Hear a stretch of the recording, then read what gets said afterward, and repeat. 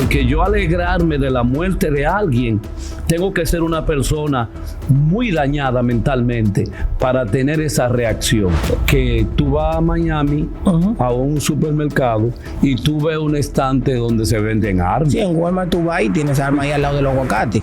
Cuando estaba el presidente Obama, el primer negro presidente que tuvo Estados Unidos, crecieron todos los grupos racistas en Estados Unidos.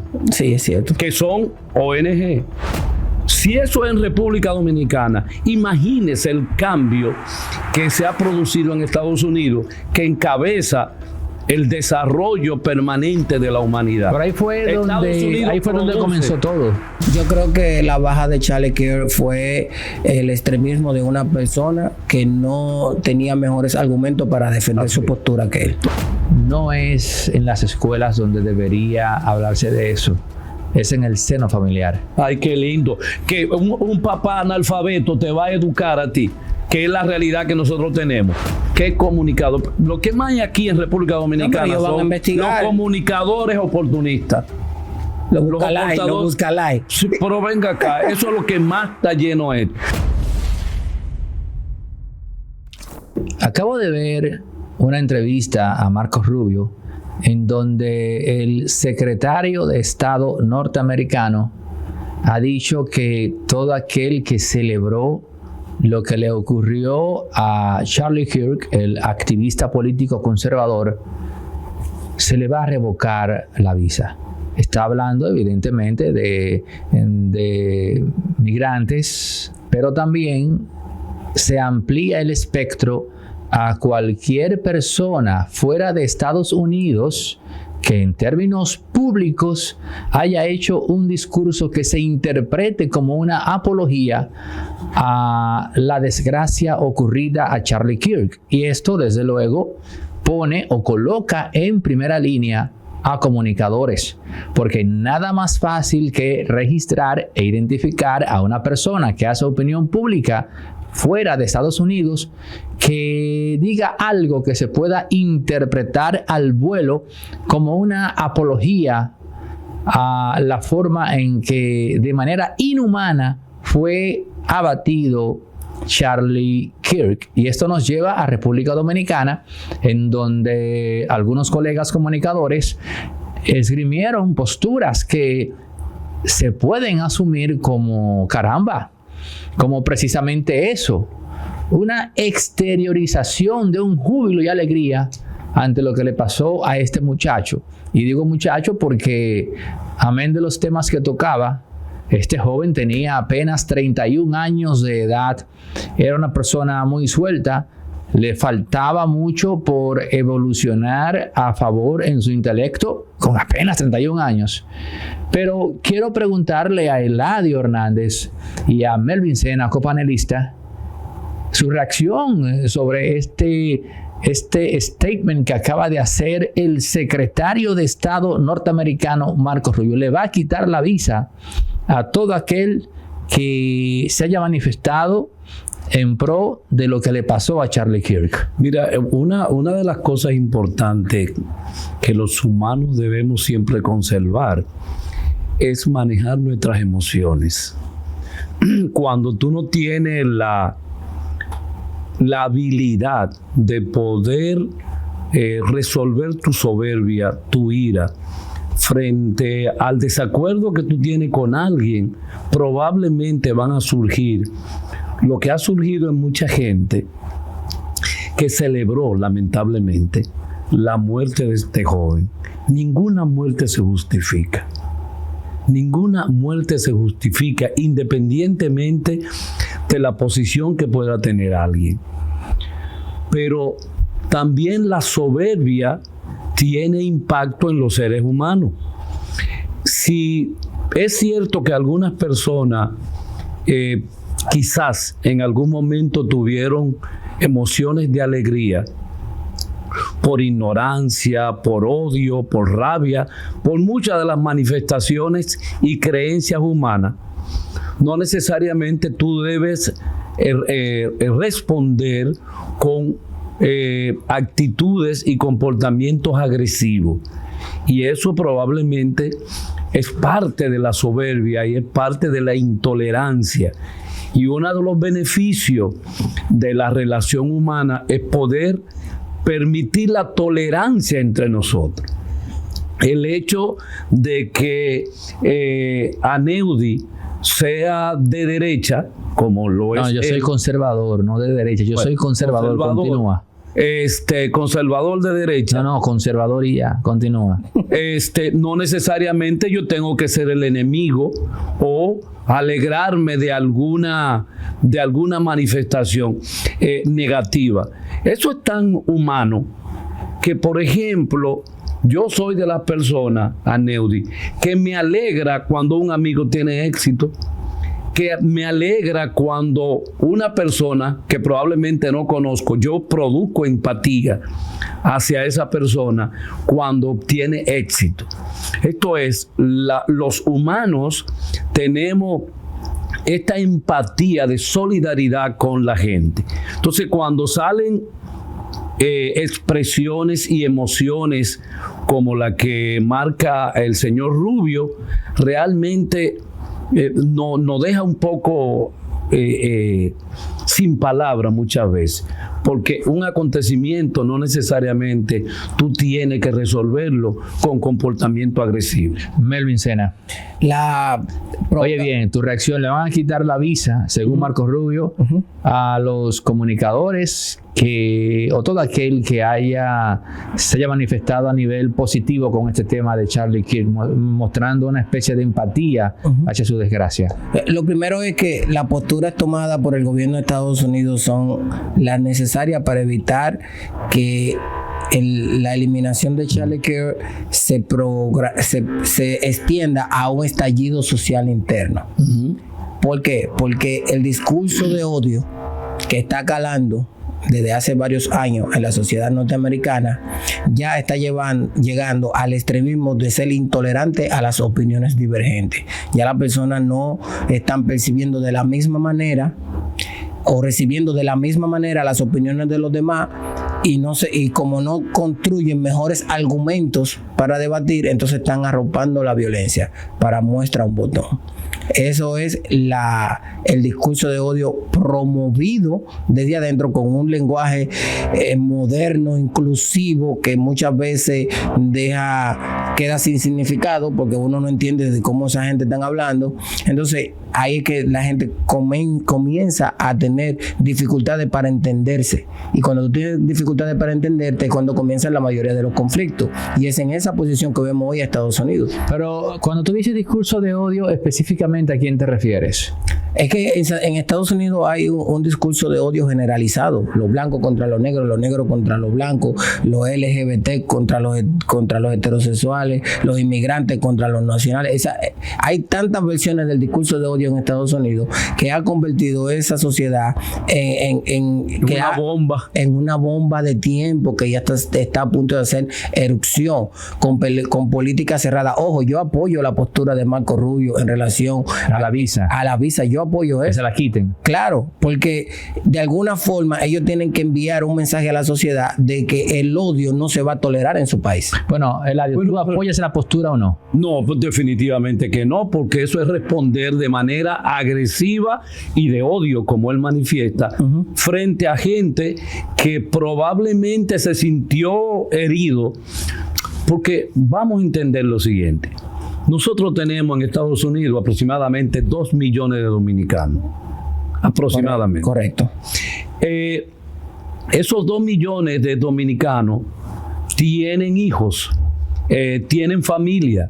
¿Qué es lo que va a pasar si en función de la ignorancia, probablemente, hubo una manifestación de un miembro de la familia que simplemente es residente o simplemente fue a visitar?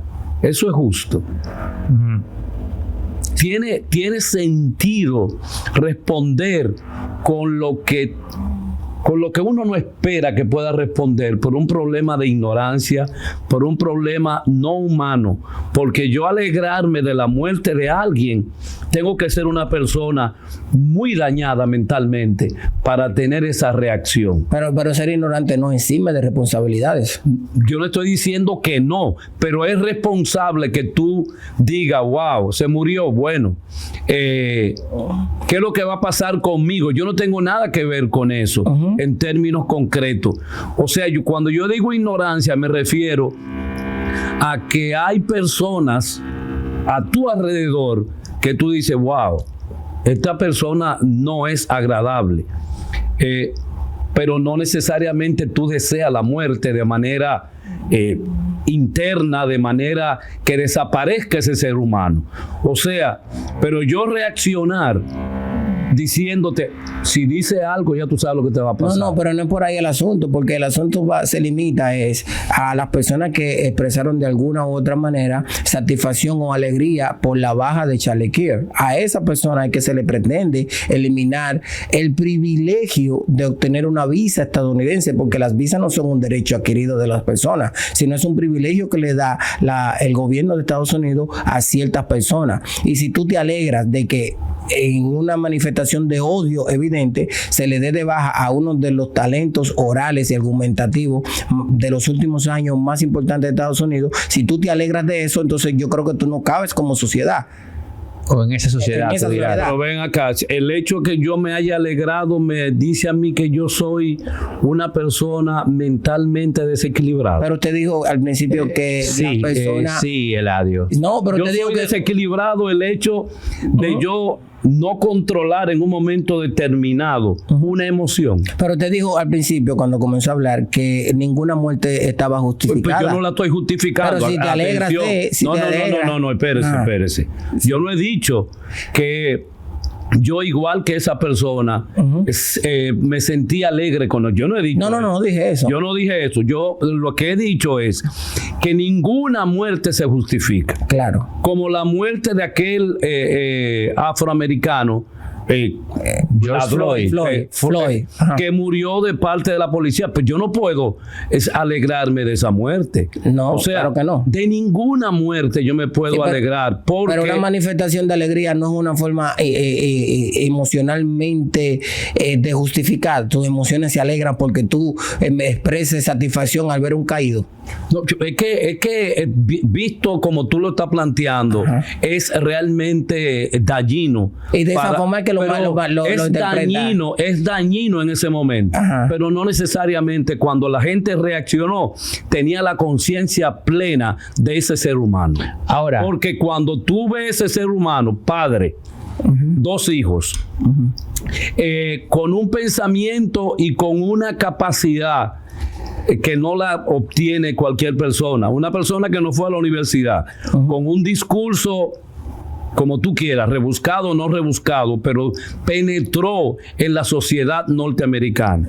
Sociedad norteamericana que cuando estaba el presidente Obama, el primer negro presidente que tuvo Estados Unidos, crecieron todos los grupos racistas en Estados Unidos. Sí, es cierto. Que son ONG. O sea, que son legalmente... Lo cual significa que hay un dinero ahí, porque las ONG, sobre todo en Estados Unidos, son una maquinaria de dinero para sacar dinero del fisco, ¿no? Y llevarlo a manos privadas. Ojo con eso. De hecho, algunas personas en Estados Unidos dicen que las ONG son los chulos de la pobreza. A ver, ¿cómo así los chulos de la pobreza? Que se aprovechan, como tú dices, de la pobreza y las dificultades de las comunidades para ellos tener beneficio. Porque los únicos beneficiados son los que dirigen esas ONG. Ahora, hablemos de los comunicadores progresistas en República Dominicana. Repito, comunicadores progresistas, comentaristas. Y hay unos cuantos que manifestaron su alegría por la baja, como tú dices, Melvin Sena, de Charlie Kirk. ¿Tú, Melvin, apoyarías que a esos comunicadores, colegas tuyos, les quiten la visa. Es que independientemente de la condición o profesión de una persona que se haya alegrado por la baja de un talento norteamericano, ellos tienen todo el derecho de eliminarle el privilegio a todo el mundo, independientemente que sea. Para mí, Él está apoyando eso. yo apoyo la postura de Marco Rubio. Yo puedo decir, yo no estoy siempre de acuerdo con lo que dice Marco Rubio. Yo muchas cosas que él dice considero que son erradas. Por ejemplo, la postura que promueve a nivel internacional contra Venezuela, Estados Unidos, para mí es una postura errada. Pero en esta situación, que no es un derecho adquirido, hay que aclarar eso. La residencia, las visas y la residencia que dan son privilegios. Que a partir de ahora hay que tener mucho cuidado cuando alguien se pronuncia a favor o en contra de Estados Unidos. ¿Es lo que tú planteas? No, lo que pasa, yo me estoy limitando al caso específico de Charlie Kirk. Para mí, creo que es una falta de sensibilidad de cualquier persona expresarse a través de un micrófono alegre por la baja de una persona y promoviendo como que la discusión entre dos personas que no están de acuerdo debe terminar en violencia. ¿Tú sabes cuántos crímenes se cometen diariamente en Estados Unidos? No deben ser muchísimos. Pero no todos esos crímenes se celebran diariamente de manera alegre en un micrófono. Quien lo celebra es la industria de armas, que tú vas a Miami, a un supermercado, y tú ves un estante donde se venden armas. Sí, en Walmart tú vas y tienes armas ahí al lado del aguacate. Wow, eso es increíble. Pero también vamos a suponer que ese discurso... ¿Tú te imaginas, por ejemplo, disculpa, a un Marino Zapete? Esto es un ejemplo. Sí. O a una Altagracia Salazar, que son comunicadores hasta cierto punto progresistas. Yo diría que Altagracia es bastante progresista. ¿Qué es lo que es progresista? Que hubiesen cometido el error, si lo hubiesen cometido, de explicar a razón de que cayó abatido Charlie Kirk, estableciendo que debido a que él manejaba un discurso muy radical que exacerbaba los ánimos y que esto tenemos que verlo en ese contexto, que no podemos verlo solamente como el disparo como tal, y que de repente les hubiesen quitado la visa. ¿Qué tú hubieses dicho en ese entonces, Melvin Sena? Bueno, esos comunicadores que se expresaron así, no me voy a limitar a las dos figuras que tú dices, porque ya ellos son muy progresistas, ellos están muy marcados ya con ese tenor del progresismo, y está bien, porque ese es su derecho. Lo que no sería un derecho para ellos es fomentar el odio en Estados Unidos. Eso no sería un derecho.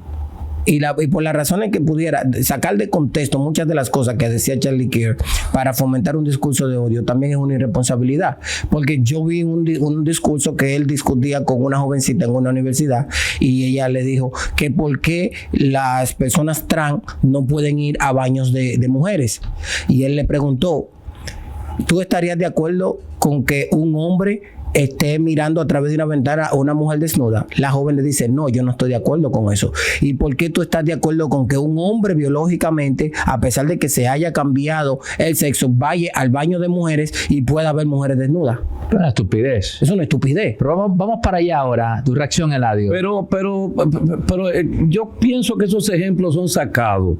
No, eso es un discurso real. Está bien, son sacados del extremo porque salen de la lógica humana, salen del sentido de la realidad humana. Hay personas que tienen una convicción mental diferente con relación a la sexualidad. Por eso hay que entenderlo. Por ejemplo, en República Dominicana, hace mucho tiempo que la familia tradicional ya no es el centro del hogar. No es el centro del hogar, porque tenemos otra familia de homosexuales, familia de lesbianas, familia de niñas de 13, 14 años que tienen 3 hijos, abuela de 34. Esto es, la familia totalmente cambió. Si eso es en República Dominicana, imagínese el cambio que se ha producido en Estados Unidos, que encabeza el desarrollo permanente de la humanidad. Pero ahí fue donde comenzó todo. Exactamente. Estados Unidos produce más de 60,000 o 70,000 doctores en diferentes áreas del conocimiento cada año, independientemente de si va al fracaso o no va al fracaso. Entonces, hay aprovechamiento en ese tipo de preguntas. ¿Por qué? Porque si tú naciste XX y naciste desde el punto de vista cromosómico XY, mire, usted va a morir así. Nació así, va a morir así. Que mentalmente yo entienda que debo ir al baño, siendo yo varón, al baño de las mujeres. Eso no es correcto. Yo estoy de acuerdo que eso no es correcto. Ok, pero mira, tú hiciste ahí dos conexiones interesantes porque tú hablaste, Eladio, de cómo Estados Unidos, en base a su desarrollo industrial y científico, es el timón del mundo. Pero ocurrió, Eladio y Melvin Sena, que nuestra desgracia histórica fue que nadie en América Latina supo pararse en dos patas y decirle al coloso: un momento, desarrollo científico, desarrollo industrial, dinamismo económico, que es lo que ustedes exhiben, porque es lo que ustedes han logrado, no se traduce en desarrollo moral. La moral va por un lado y el desarrollo del conocimiento humano va por el otro. Usualmente la moral siempre va detrás de, y ustedes están incurriendo en el error histórico de convalidarse moralmente, sustentando su éxito económico, científico e industrial. Y a eso tenemos que decir no, porque es evidentemente un error de ustedes, que se han ganado ser el timón de la humanidad, pero hay que preservar un espacio para la sensatez. Su éxito económico, su éxito material, su éxito científico, su éxito epistémico, su éxito académico no tiene absolutamente nada que ver con lo moral. Y lo que ustedes están proponiendo socialmente basándose en ese éxito es moralmente inválido, moralmente casi inhumano. Sí, y para agregarle a eso, había también que hacer mención de la influencia de potencias enemigas de Estados Unidos, que fomentan y financian ese tipo de discurso radical para desestabilizar estabilizar la sociedad. Por ejemplo, desestabilizarla. Exacto, por ejemplo, fomentando la desinformación, fomentando el discurso racial y manifestaciones en público de posturas que puedan causar algún tipo de controversia. Eso sí puede pasar. Esa es una nueva especie de guerra fría que existe. Ya la guerra fría no es un espionaje simplemente, también existe la desinformación, también existe O sea que ahora son las víctimas.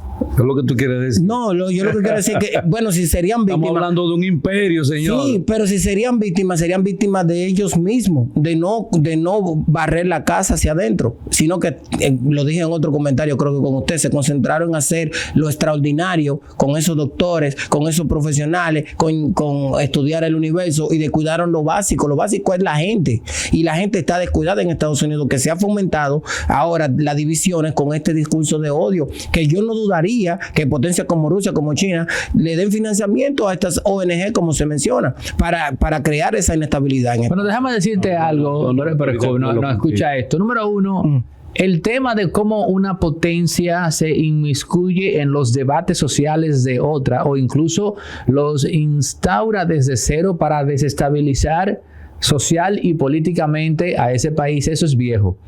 Eso viene desde la antigua Grecia, esa práctica, en donde, por ejemplo, Esparta tenía los proxenia, que eran los elementos que representaban los intereses de Esparta en Atenas, y que en esa misma línea se encargaban de tratar de dirigir el debate político en Atenas, evidentemente en favor de los intereses de Esparta. Pero vámonos a lo más reciente.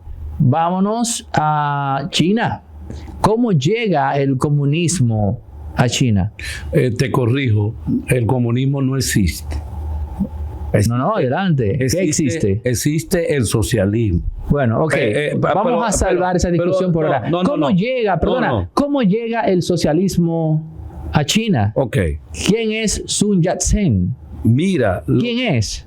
Fue vicepresidente o presidente que lo sacaron de circulación. Ese señor llegó con el socialismo, como tú dices, a China, pero el socialismo de Marx. Pero ese socialismo de Marx llegó a China con una misión. acabar con lo que quedaba, oye, escucha, acabar con lo que quedaba de esa China imperial. Terminar de erosionar lo que quedaba de esa China milenaria, monárquica, imperialista, etc. Pero, por ejemplo, te voy a dar otro caso. Estados Unidos y el discurso contra la proliferación de la energía nuclear o el desarrollo de la misma, financiado por la Unión Soviética. Grupos pacifistas norteamericanos que recibían dinero de la Unión Soviética para de una manera, si se quiere, a través del activismo, tratar de detener el desarrollo atómico en Estados Unidos. Tú sabes ya por dónde va eso, ¿no? Aneudi, ¿cuál es la mayor potencia nuclear del mundo? Estados Unidos. Pero lo que estoy diciendo es que Rusia intentó, a través del financiamiento de activismo antinuclear, trató de usar eso como un mecanismo para frenar precisamente el desarrollo nuclear en Estados Unidos. Es lo que te digo, en la Guerra Fría. Pero en esa misma línea, ni qué decir de Estados Unidos. Y voy a seguir dando datos, en donde el propio Arthur Koestler admitió en uno de sus libros autobiográficos, porque a él lo acusaban de trabajar para la CIA. A él lo acusaban de tratar de conquistar intelectuales, de trabajar para la CIA, descarriando intelectuales comunistas. Y él, y esto lo leí yo, dijo en uno de sus libros autobiográficos: me acusan de trabajar para la CIA. Me acusan de trabajar en ese plan para sacar intelectuales, escritores, dramaturgos, artistas comunistas y desviarlos a Occidente. Eso es mentira. Fui yo quien creó ese plan. Fui yo quien le entregó ese plan a la CIA.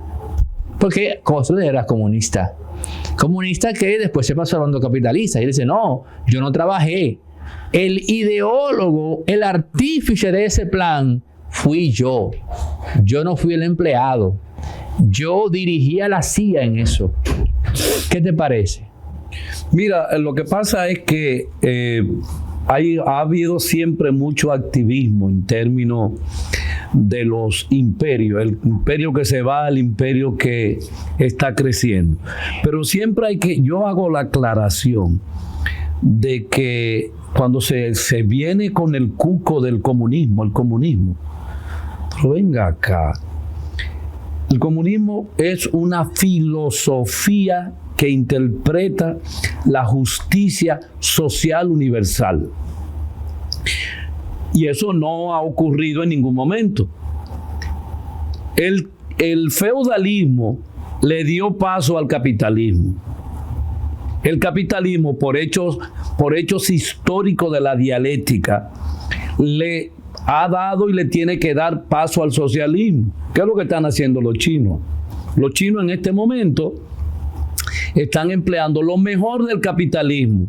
Están empleando lo mejor del capitalismo combinado con el socialismo. Entonces, por eso es la línea ascendente de los chinos. Que hay actores alrededor de todo ese movimiento, de que, por ejemplo, los chinos mandaron a cientos de miles de sus estudiantes a estudiar en Occidente, a los países más desarrollados. ¿Cuál era el propósito? Conocer el conocimiento, tener los elementos técnicos para desarrollar su país. Estados Unidos, creo que lo hemos conversado aquí, tiene el privilegio de que emigró todo el cerebro humano más desarrollado del mundo. Y por eso ese crecimiento y esa conquista del espacio y esa conquista del mundo la han ofertado los cerebros humanos. Entonces, las universidades son justamente el sostén, si tú quieres ideológico, el sostén del conocimiento de toda potencia que en Estados Unidos, como manifestaba el colega, en Estados Unidos tenían un promotor de ideas a veces diferente a lo que es el desarrollo de Norteamérica, porque yo creo que a Norteamérica hay que preservarla.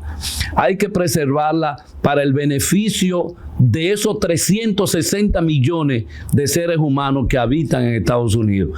Pero cuando se instauran políticas equivocadas, eso frena todo ese desarrollo que ese pueblo necesita para seguir en el momento que... Pero que quede claro, tú no estás de acuerdo con que le quiten la visa entonces a ninguna persona, a ningún comunicador que puntualmente haya hablado en pro de quienes ultimaron a Charlie Kirk. Bueno, lo que pasa es quién lo hizo. Aparentemente, ¿quién lo hizo y en qué contexto lo hizo? O sea, yo simplemente te la quité por quitártela. Yo creo que no es justo. Yo creo que tú tienes que saber qué comunicado. Lo que más hay aquí en República Dominicana son los comunicadores oportunistas.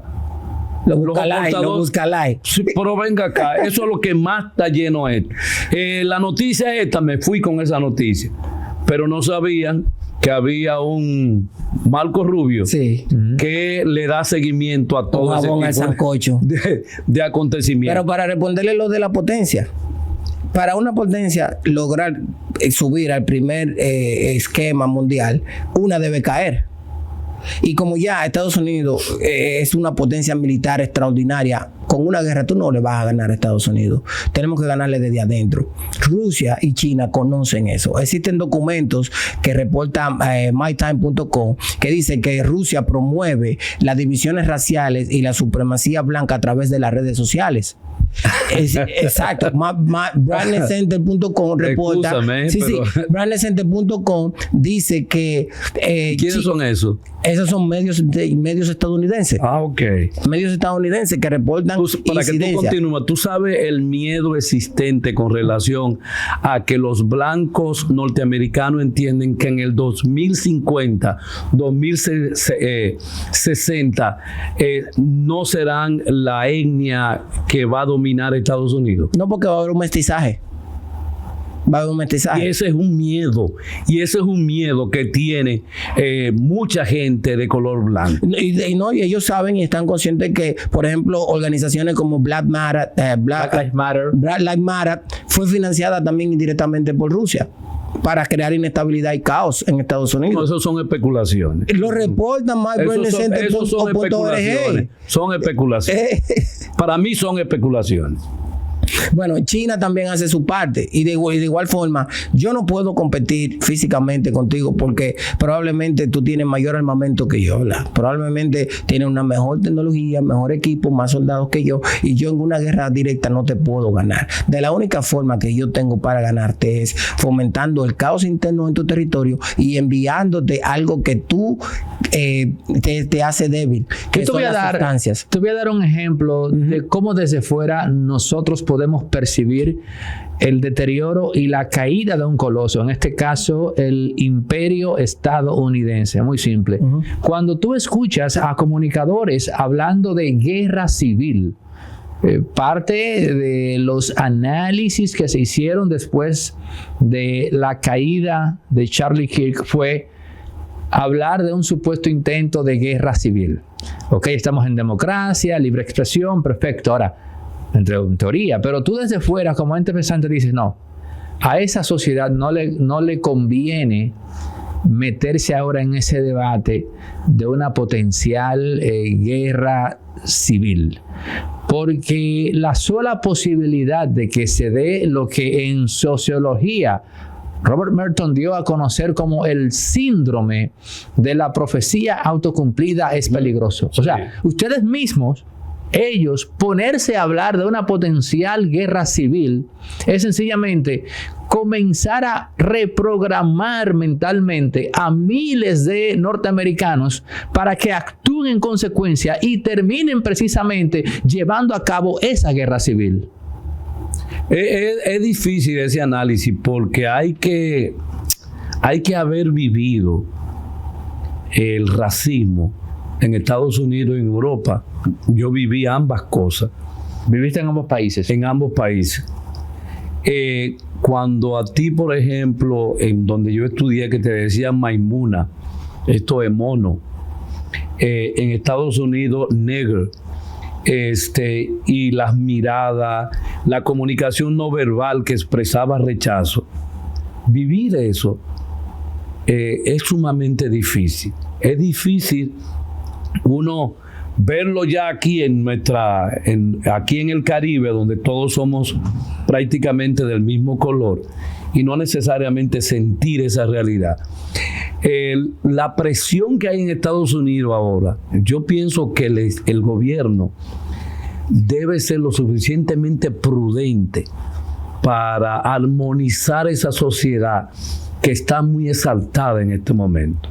Yo pienso que deben implementarse programas para empezar a disminuir esa carga que hay en ese país, que podría ser un detonante en algún momento. No, pero para agregarle a eso, el del gobierno de Estados Unidos se ha tomado tan en serio la baja de Charlie Kirk que le pone una recompensa de $100 millones a la persona que ayude a aclarar. ¿100 millones o 100 mil? Verifica ese dato, por favor. Yo creo que son 100 mil. Sí, 100 millones. Bueno, yo creo que le pone una recompensa. Maduro están dando eso. No, porque a Maduro están dando 50 millones.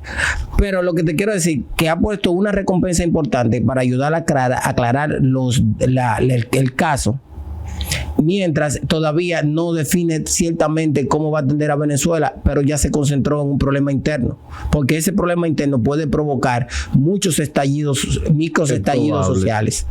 Fíjate que ahora que tú mencionas eso que hizo recientemente Israel de atacar a Qatar, que es un aliado norteamericano en la región, pudiera obedecer. Lo que le regalaron un avión a Trump. Pues interesante esto. Bien pudiera ser precisamente en la línea de lo que apunta Melvin Sena, es decir, Estados Unidos tiene tantos problemas internos que nos podemos permitir, mira para acá, Eladio, equivocarnos con esto.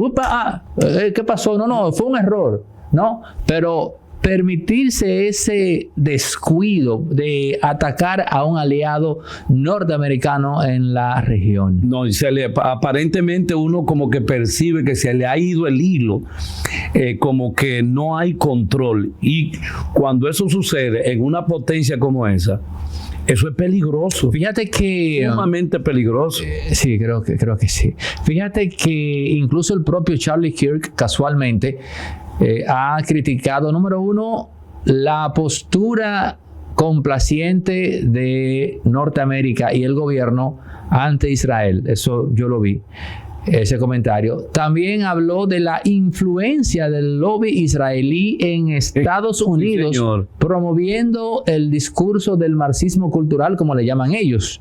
Pero también habló y también dijo que le parecía muy extraño lo que pasó el 7 de octubre del año 2024, cuando una horda de elementos insurgentes, presumiblemente de Hamas, ¿no?, entraron a territorio israelí y propiciaron aquella agresión contra los israelíes. Y él dice, me parece muy sospechoso la manera en que se dio esto por la, entre comillas, dejadez de la seguridad del gobierno israelí. Dijo eso Charlie Kirk. Y también habló en esa misma línea de que es claro y evidente que la intención del gobierno israelí es propiciar una barrida étnica en la Franja de Gaza, equiparable a lo que pasó con ellos en el Holocausto. Eso dijo Charlie Kirk. Oye, para que tú veas que ni siquiera los discursos son lineales, porque los conservadores de derecha, como tú dices, yo siento que a veces, solo por aparentar coherentes, respaldan a Israel en la postura que ellos entienden la políticamente correcta, ¿no? Y aunque quizás por dentro les cause ruido o no estén de acuerdo, porque yo soy conservador, yo soy de derecha, para mí lo políticamente correcto es apoyar a Israel, aunque no esté de acuerdo. El día que lamentablemente murió Charlie Kirk, los israelitas mataron a 41 personas ese mismo día, solo ese día. Y ya tú sabrás que están las teorías de conspiración hablando a que lo de Charlie Kirk vino desde Israel a razón de los comentarios que yo ya te cité. Las teorías de conspiración. Adelante, Marvin. Para corregirme el dato, no son 100 millones de dólares, sino fueron 100,000 que puso el FBI el 10 de septiembre, pero ya la recompensa va por el 1,5 millones por donaciones privadas como empresas como Starbucks, el multimillonario de Alex Brixer, el inversionista Bill Hackman y otras inversiones menores han mantenido la recompensa por 1.5 millones de dólares. Ya el sospechoso se entregó y confesó el crimen, pero la recompensa se mantiene vigente para investigaciones posteriores y probablemente alguien que haya ayudado a. Ahora, me resulta un poco extraño o sospechoso el hecho de supuestamente de saber que quien cometió el crimen supuestamente es gay. Tiene una pareja transexual. Recuérdense el discurso que tenía Kirk con relación a esas personas. Entonces, como que de repente, yo no sé interpretar esto, como que de repente el odio de esa parte hacia él que lo rechazaba. ¿Puede ser esto coincidencia o realmente estuvo eso de por medio, la posición de él frente a los gays, la lesbiana y todo ese mundo raro de los humanos? Yo creo que la baja de Charlie Kirk fue el extremismo de una persona que no tenía mejores argumentos para defender su postura que él. Estoy de acuerdo contigo en ese sentido. Ustedes descartan totalmente cualquier teoría conspirativa que apunte a un estamento de poder detrás, ya sea dentro de Estados Unidos o fuera, como dicen, por ejemplo, que el tema vino de Israel. Bueno, yo creo que el psicólogo estaría de acuerdo conmigo en que la sociedad norteamericana es una sociedad enferma. Totalmente. La sociedad con mayores trastornos mentales es Estados Unidos. La sociedad que ocupa el tercer lugar en personas obesas es Estados Unidos. O sea que... Y los mayores consumidores de sustancias es Estados Unidos. Entonces, esta es la consecuencia de una... La baja de Charlie Kirk es la consecuencia de una sociedad que está completamente enferma de múltiples condiciones. Como también, trayendo rápidamente eso, como también nuestra sociedad dominicana está en esa línea de establecer comportamientos anormales frente a todas nuestras actividades. Es que la República Dominicana siempre ha tenido gente estúpida. Lo que ha traído yo no creo la gente, siempre aquí ha visto gente estúpida. La sociedad, lo que pasa es que las redes sociales lo han expuesto, pero aquí todo el tiempo ha visto gente estúpida. Pero lo que pasa es, tú tienes que entender que nosotros tenemos, por ejemplo, Balaguer dejó a República Dominicana con un 2º grado de primaria. Y en este momento, yo siempre lo repito, los bachilleres los jóvenes que logran hacerse bachilleres terminan con un 5º grado de primaria. O sea, no estamos hablando necesariamente de estupidez, estamos hablando de que hemos tenido gobiernos que no le ha importado. Porque no importa quién no gobierne, no importa quién esté, tienen el mismo pensamiento y las mismas ideas.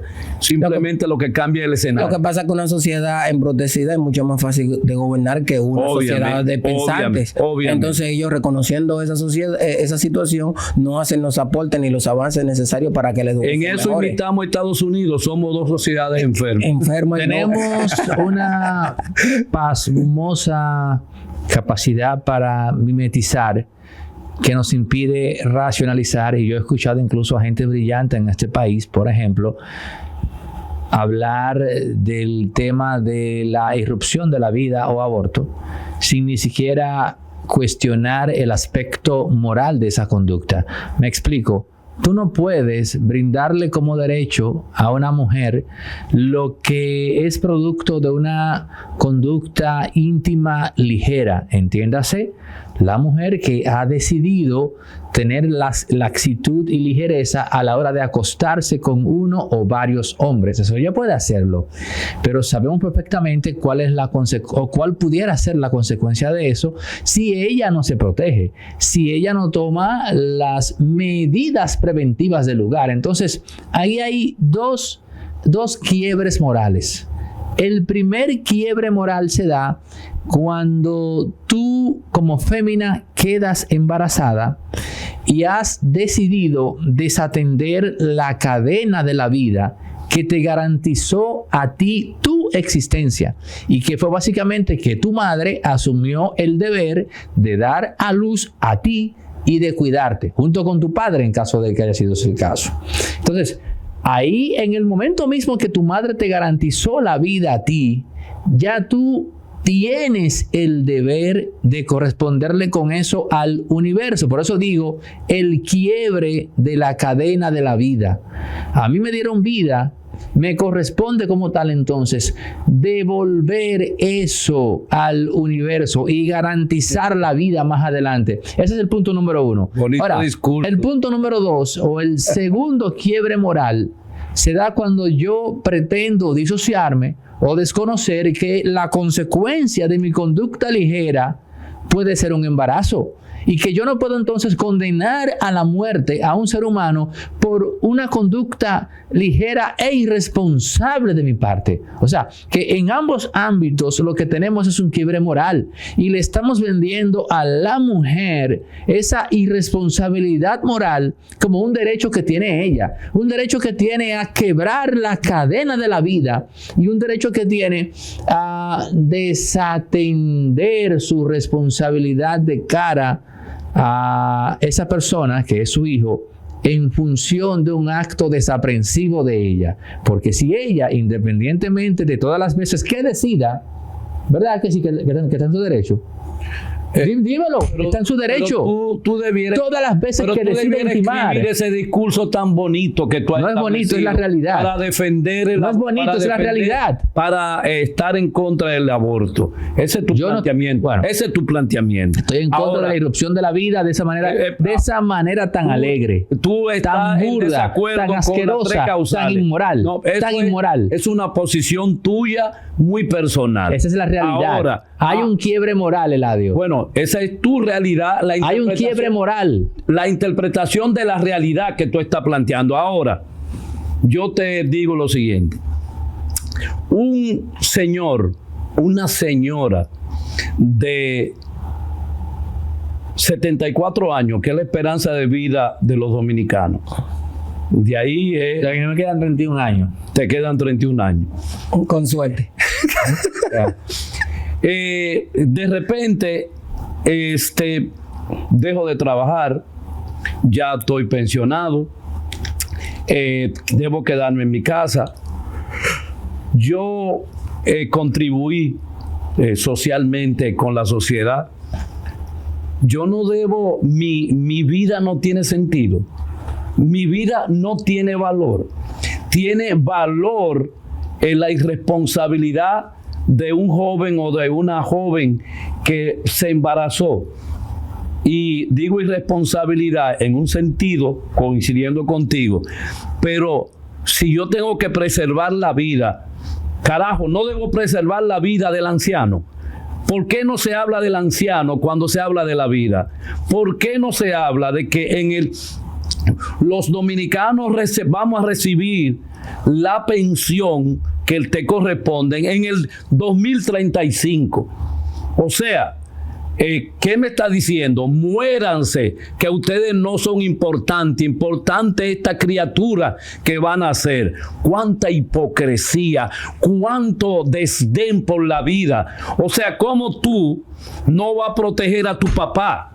¿Cómo tú no vas a proteger a tu madre? Porque tú entiendes que ya ellos vivieron y no es necesario, que el necesario es el que no ha nacido. Totalmente de acuerdo contigo cuando defiendes el derecho a la dignidad de la vida de un envejeciente. Totalmente de acuerdo contigo, y voy más lejos. Obviamente cuando digo voy más lejos no quiero decir como que te quedaste corto. Hay un tema ahí, Eladio, y tiene que ver con el cúmulo de conocimiento, el cúmulo de vivencias que pueden servirle a la generación presente, que preserva a sus padres y sus abuelos. Y yo, eso que tú has dicho, te lo voy a resumir en una frase que le leí a Edmund Burke, que cuando la leí dije, Dios, acabo de leer sabiduría. Cuando Edmund Burke decía, respetando a sus antepasados, aprenderán a respetarse mejor entre ellos. Oye bien, aprendiendo a respetar a sus antepasados, aprenderán a respetarse mejor entre ellos. No existe forma alguna de tú estimular el respeto al prójimo que no sea precisamente a través del respeto a quienes te preceden. Simple. Pero, ¿qué es lo que pasa? Aquí hay un miedo feroz contra la religión o contra las iglesias. ¿Dónde está el Plan Nacional de Prevención de Embarazo y de Educación Sexual a nuestros niños y niñas en las escuelas? Eso no existe. Pero sí nos paramos y hacemos manifestaciones. El derecho a la vida y todo este discurso barato que de una defensa y casi irracional con relación a la vida. Póngame programa en las escuelas donde el niño y la niña puedan aprender cómo protegerse del embarazo, cómo protegerse de enfermedades de transmisión sexual, cómo realmente planificarse y entender la realidad de la sexualidad, porque todo ser humano es sexuado. Entonces, en ese sentido, cuando esas hormonas empiezan a buscar la satisfacción, tú tienes que darle la salida. Entonces no me condene a la gente que va a practicar y que dice, bueno, yo no estoy preparado para este acontecimiento. Casi son monstruos, son vistos como personas totalmente desfasadas, gente mala. Esa no es la realidad. La realidad tiene que estar sobre la responsabilidad social que nosotros tenemos que practicar. Hay un aspecto ahí que tenemos que si se quiere mejorar un poco. En cuanto al tema de la educación sexual, Eladio, no es en las escuelas donde debería hablarse de eso. Es en el seno familiar. Ay, qué lindo. Que un papá analfabeto te va a educar a ti, que es la realidad que nosotros tenemos. Un papá que no terminó la primaria tiene conocimiento de la estructura de la sexualidad. Sí, tiene conocimiento. ¿Cuál es el conocimiento? Tiene el conocimiento existencial. Tiene el conocimiento, por ejemplo, de la madre que le puede indicar a una hija, en base incluso a sus experiencias con sus parejas. Mira, hija mía, esto, tan. Mira, hija mía, mira, cuando tú veas un hombre así, tan, ten cuidado. Mira, hija mía, a veces nosotras, esa educación sexual en el seno familiar que se da sobre la base de la experiencia, de la vivencia, vale más que la educación sexual que te pueden dar en la escuela o colegio. Cuando una niña en la casa se recuesta de una silla y empieza a sobarse, ¿qué hacen los padres? ¿Qué deberían hacer más bien? Cuando entran al baño y no salen del baño el muchacho. ¿Qué es lo que pasa? ¿Cuál es la educación? Que a los 12 años te pasó a ti, también a mí. A los 12 años tú mojaste la cama y tú no sabías qué, por qué. ¿Quién te explica todo ese acontecimiento? Mira, yo tengo una postura híbrida de ustedes dos, porque sé muy bien, yo conservo el término científico que dice que... yo creí que tú ibas a decir que conservaba la virginidad. No, tengo 4 muchachos.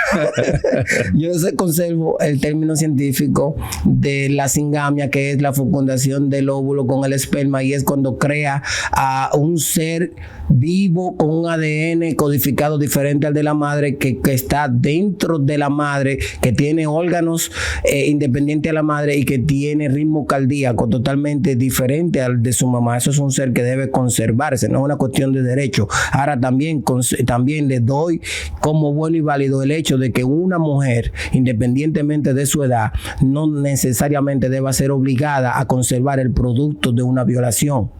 Tampoco deba ser obligada a tener un hijo que viene con malformación congénita por el hecho de que está ahí, cuando esa persona probablemente no tiene los recursos académicos ni económicos para garantizarle una vida medianamente digna. Ahora, no es en un quirófano donde se decide no tener hijos. es antes, con la protección y la responsabilidad del acto. ¿Y la educar? La educación y la muchas responsabilidad del acto. Esa es una postura híbrida que tengo en cuanto a ese sentido. Señores, nosotros estamos delegando muchas cosas en los gobiernos, entre ellas algo tan poderoso como la educación sexual. Nosotros como padres, ¿no?, como timones, hegemones de la familia, no podemos alegremente disociarnos de eso y dejarle esa responsabilidad al profesor o profesora, que en el 95% de los casos lo que va a hacer es limitarse a lo que está escrito en un libro. Y sabrá Dios a razón de que eso se colocó así en ese libro. Porque Eladio, por ejemplo, habla de educación íntima, pero me imagino que Eladio está hablando del aspecto fisiológico. Eladio, y funcional, desde luego. Eladio no está hablando de la sexualidad desde un punto de vista identitario, porque ¿qué gana el ser humano como tal tratando de desoír a la naturaleza, ¿no?, propiciando cambios internamente en el ser humano en cuanto a su dirección de impronta sexual biológica?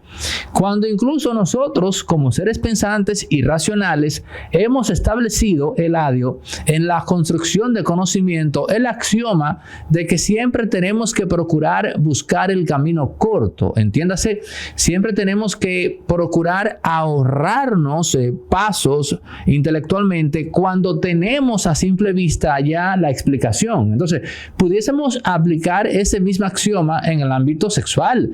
Entiéndase, ven acá, tú tienes 2 glándulas mamarias, tú tienes 2 senos, tienes una pelvis, tienes un clítoris, tienes un útero. Bueno, tú eres evidentemente en términos biológicos el receptor. Tú eres lo que se denomina matriz. Tu función es dar la vida. Tu función no ha de ser desoír esa impronta biológica, porque es más lo que tú caminas, es más en lo que tú te esfuerzas tratando de desoír eso, tratando de darle la espalda, que sencillamente asumir que ese es tu rol. Y esa incluso es una postura filosófica, no una postura, Eladio, si se quiere, conformista, no. Es de sabios a entender que hay cosas dadas, cosas a priori. Entiéndase que tú llegaste al mundo incluyendo tu sexualidad y eso ya está ahí. Eso es algo dado.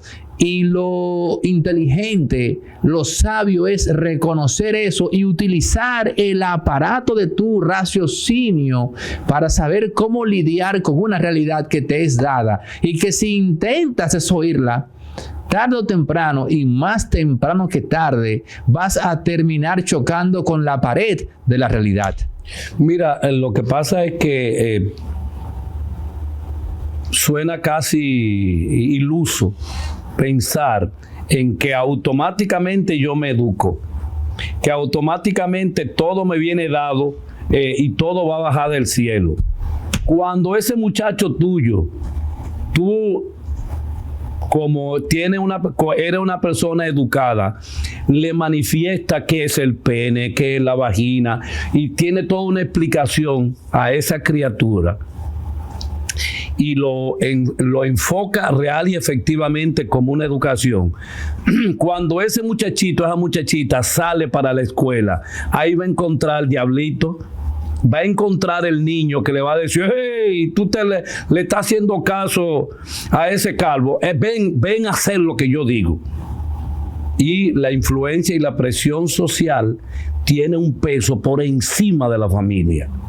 Por encima de la familia. Cuando ese niño es presionado, Entonces, niña... es ahí donde cae la responsabilidad de los padres de crearle verdaderos criterios a los niños, de que ellos no tienen que hacer nada por presión social, sino ¿Y cómo tú lo logras eso? Con muchísima educación y responsabilidad social. Y eso, pero es lo que digo, explicándole las consecuencias de determinado comportamiento. Fue lo que dijo Aneudi, que no podemos dejar la educación per se. A la escuela lo que se va es a formar. formarte. La educación tú la das en la casa que tú le enseñas a tu hijo la responsabilidad de lo que debe hacer en la vida, en la calle. En la escuela tú vas a formarte, a obtener información. Y en el barrio que tú vas a hacer. Ahí tú aprendes en la calle.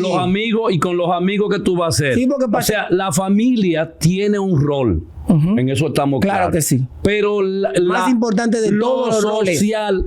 Bueno, es una posición. Lo social te produce presión. Y eso, bueno, en la psicología tenemos que se establece que la cognición social determina el comportamiento personal. ¿Qué significa eso? Lo que yo aprendo en mis primeros años, en el barrio donde yo vivo, en la familia donde yo existo, en la escuela donde yo voy, va a ser determinante para toda mi vida. Claro que para sí. toda claro mi vida. Sí. Entonces, y usted se mezcla con personas que no tienen los mismos criterios de valores que usted. No es la familia la que influyó, sino es todo lo que he señalado, que realmente te forma, te dice quién tú vas a ser. Y todavía él recuerda a su pueblo. Sí, pero todavía recuerda momentos muy específicos de su niñez frente a situaciones determinadas que no necesariamente. En la vida siempre nos vamos a mezclar con personas que tienen diferentes criterios de muchísimas cosas que nosotros. Así es. Es la responsabilidad del padre con un hijo que decidió criarlo y formarlo. De todo lo que hace el hijo. No, señor. Un adulto sabe las consecuencias inmediatas de una acción. Un niño no. Todo padre quiere el beneficio de su hijo. Ningún padre quiere un delincuente. Claro, estamos de acuerdo. Cuando sale ese muchachito de la casa, ¿quién te lo agarra y te dice, vamos, mira, pero si tú me acompañas, te puedo facilitar un, ¿cómo se llama? Lo que aspira. El iPhone. Un iPhone. O sea, cuando tú le dices eso a un muchachito, mira, bueno, en este momento. Eladio, Melvin Sena. Señores, gracias por llegar a la parte final de esta conversación junto a Eladio Hernández y Melvin Sena acá en Impolíticamente Correcto. Los que no se han suscrito, este es el momento de hacerlo. Compartan si les gustó ese contenido, comenten, den like. En pie, hasta el próximo. Así te dicen ellos que se manejan en la policía. Eso, ¿tú quieres que yo te haga un cuenta? Y esa información que tú me das me hace sentido de que básicamente lo que se está dando ahora es un plan para sacar totalmente a esos elementos de suplirle a la policía. Pero mi hijo, de nuevo. Al 100%. De nuevo. ¿Qué es lo que compra la policía que esté fuera del control de ellos? El equipo pesado de la policía se lo compran a ellos. ¿Tú no lo estás entendiendo? Bueno, vámonos. ¿Por qué no hay? Bueno, ya ni siquiera podemos hablar de camioneta china, porque la China también la manejan ellos. Viamar es la que maneja una de las marcas más reconocidas de vehículos chinos aquí, que la Changan. Tienen varios. Exactamente. ¿Y los otros quién lo tiene? Parte de ellos lo tiene la Santo Domingo Motors. ¿Quién? Barletta, los muchachones de Viamar. Entonces, de nuevo, ¿a quién es que le compran? Sin importar quién le compre. ¿A quién es que le compran siempre? Ahora, ¿tú quieres ver si eso es verdad? Dile a esos generales que te dijeron a ti que son ellos que mandan, no, que traigan una línea de vehículos. Dile que traigan una línea de vehículos de que no sea de la que se venden esa gente aquí, que la metan en la policía. Bueno, señores. Dile que le den para allá. Bueno, Roberto Pichardo, Impolíticamente Correcto. Tiempo de cortar, pero ya la gente escuchó tu versión o lo que tú planteaste y básicamente la información que le di a la gente. Ya, ¿dónde está la generadora de Manzanillo? ¿A quién que le va a vender electricidad de nuevo? Activen la campana, comenten, compartan, den like. Empieza el próximo. Sigue creciendo la familia de productores de contenido que graban acá en los estudios de Resorte Media. Ahora también tenemos a la doctora Lipni Valenzuela, que viene con sus crónicas de salud acá en los estudios de Resorte Media todos los días, y tú puedes seguir su contenido también, desde luego, en YouTube, colocando Crónicas de Salud en el buscador. Así que damos la bienvenida a esta parrilla de productores, a Lipni Valenzuela, médico, con sus crónicas de salud. Así que ustedes tendrán una nueva razón cada día para estar pendientes a Crónicas de Salud, porque me cuentan que es un capítulo nuevo por día. Señores, recuerden que Resorte Media tiene estudios inmensos con capacidad de 4 a 6 personas, con tomas en movimiento. Así que emprendedores, estudiantes universitarios, empresas, todo aquel que esté ubicando, ¿no?, un setting de estudio para hacer podcast bien ubicado, estratégicamente ubicado en Bellavista, casi llegando a la Núñez de Cáceres. Aquí puede encontrar esos estudios. Figuras como Noel de la Rosa, Eladio Hernández, La Quinta Pata, Anro Rivas, un servidor. Grabamos acá en los estudios de Resorte Media, donde se está gestando la comunidad de influencers o no comentaristas, analistas locales e internacionales. Están saliendo de acá, de estos estudios. Remberto Pichardo, no se me podía quedar, Remberto, el buen amigo Remberto Pichardo, todos grabando acá en los estudios de Resorte Media. En el número que ves en pantalla ahora mismo puedes escribir y apartar tu cita para que vengas a conocer los estudios y los planes que tenemos de renta y alquiler de espacios desde 30 minutos en adelante, con capacidad para 4 o 6 personas. Tomas en movimiento y logrando desde las 7 hasta las 11 de la noche. Resorte